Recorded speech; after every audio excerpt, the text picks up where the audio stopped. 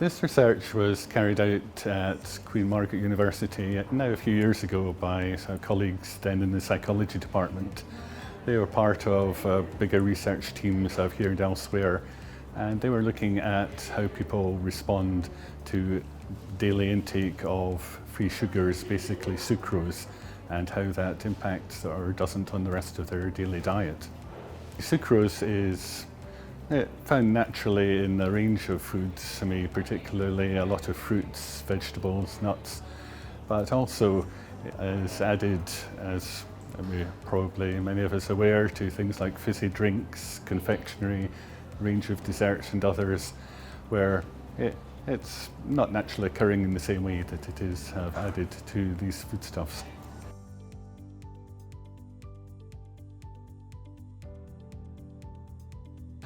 Before the research, there was some debate as to what the impact of additional sucrose in the diet would be.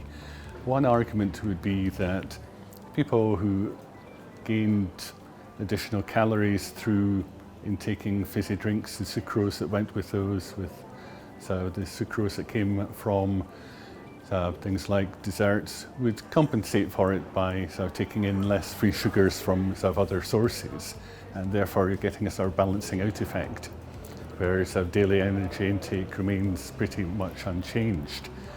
The other argument, of course, is that if people intake sugar from those sort of sources, that it's simply additional sucrose, that they're getting additional energy intake with the risks that go with that.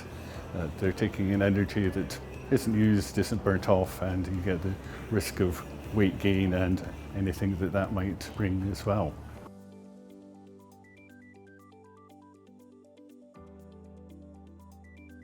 In a nutshell, the research found that where people were taking in additional free sugars through fizzy drinks, that they didn't fully compensate for the extra energy intake that was contained within those. They made partial compensations in the diet, perhaps reducing to a limited extent the sucrose that they were getting from other foods, but not enough to fully compensate for the additional intake that they were getting from the fizzy drinks and the additional daily energy that came with that. So obviously, were this to continue for any length of time, then it brings with it the risk of weight gain and everything that might bring.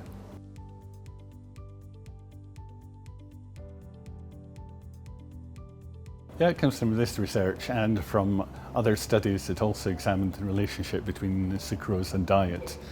fed into a body of evidence that was put forward to the Scientific Advisory Committee on Nutrition, and they in turn came up with recommendations that fed through to Public Health England, to health in the devolved nations, as to recommended daily limits of sucrose and how these should be maintained and not exceeded in order to promote individual health and well-being. At the same time, also included in the body of evidence that went to the World Health Organization, who produced a guideline themselves, obviously on a global basis, for recommended daily maximum intake of sugars. Again, with the anticipated outcome of improving individual health on a widespread basis. So the findings from this research then have impacted on policy, both at national and international levels, and we would like to hope impact also upon individual health and well-being on an everyday basis here and elsewhere.